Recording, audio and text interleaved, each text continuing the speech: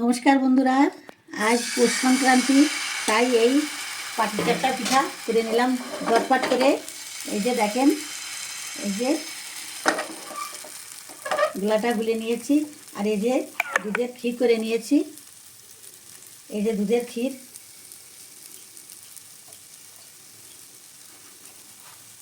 এই ক্ষীরটা দিয়ে এভাবে এটা পেঁচিয়ে নেব।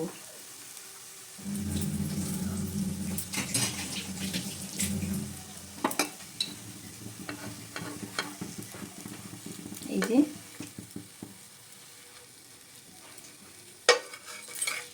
এই যে ঝটপট করে নিচ্ছি, দেখেন কত সুন্দর হচ্ছে।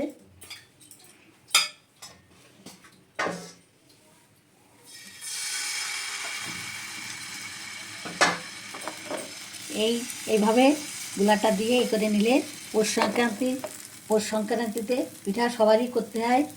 আমাদের কাছে পোড়া পিঠে করা হয়েছে এবং সেটা ভিজানো হয়েছে। বন্ধুরা, আমি সব পরে পরিবেশন করে দেখাবো।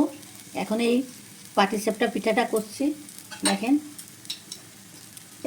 এই যে পেঁচিয়ে নিচ্ছি, এই যে এই যে এই যে দেখেন কত। এই যে ভাত দিলাম পুনরায়।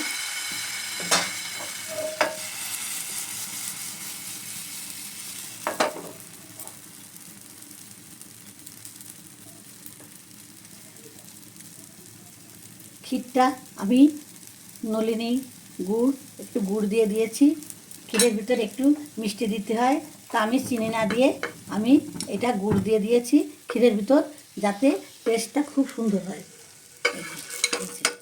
এই যে একটা হয়ে গেল, কত দ্রুত কত তাড়াতাড়ি পিঠাগুলো হয়ে যাচ্ছে, দেখেন কত সুন্দর হয়েছে। এই যে এভাবে এক এক করে আমি সব পিঠাগুলো করে নেব। দেখেন বন্ধুরা, এই পৌষ সংক্রান্তিতে প্রত্যেকের ঘরে ঘরে এই পৌষ পার্বণে পিঠা হয়। এই পিঠা না খেলে হয় না, শাস্ত্র নিয়ম আছে, সবাই খায়। তা আমরা আজকে এই পাটিসাপটা পিঠাটা করেছি আর এই ভিজানো পিঠা করেছি। দেখেন কত সুন্দর হয়েছে, নিমিষের ভিতর একদম পাটিসাপটাগুলো করে নিলাম। আর এদিকে এই যে ভিজানো পিঠাটা দেখেন কত সুন্দর ভিজে গেছে।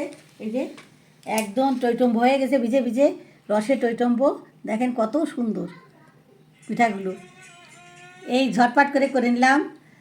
আপনাদের কেমন লাগছে পিঠাগুলো দেখেন, যার যার ভালো লাগে কমেন্ট করবেন অবশ্যই। আর এই পাটিসাপটা পিঠাও খুব সুন্দর পিঠা হয়েছে, দেখেন। এই যে এতে ভিতরে এই যে পুর ভরা। আপনারা এভাবে বাড়িতে করে খেয়ে দেখবেন, ভালো লাগলে কমেন্ট করবেন। আমার কমেন্ট করতে খুবই ভালো লাগে। আজকের রেসিপি এই পর্যন্তই। এই পৌষ সংক্রান্তি পিঠে উপলক্ষে এই রেসিপি। ভালো থাকেন, সুস্থ থাকেন।